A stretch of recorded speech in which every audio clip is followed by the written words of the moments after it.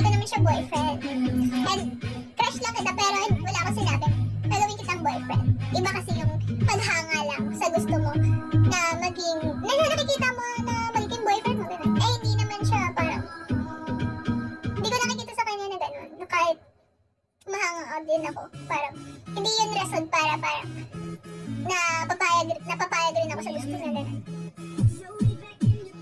Saka buti nga yung day na yun is, ano naman siya, nagtatanong naman siya. Kasi may mga lalaki kasi na, bigla na lang, ikaw pag gusto nila, diba, parang bigla ka na lang, parang manakawan ng halik, ganun. Which is, ayoko ng mga ganun. Ayoko ng ganun. Yo man, hello. Okay naman yung ginawa niya na, nag-ask siya ng permission, pero, ayun, nirespeto niya naman, so, ayun, wala.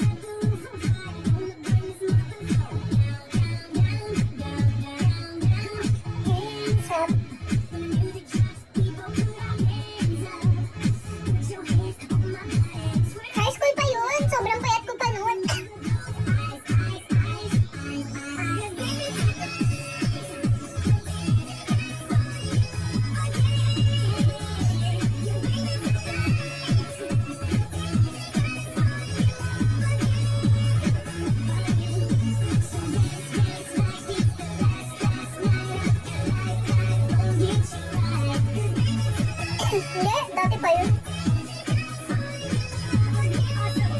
Taylor, good morning!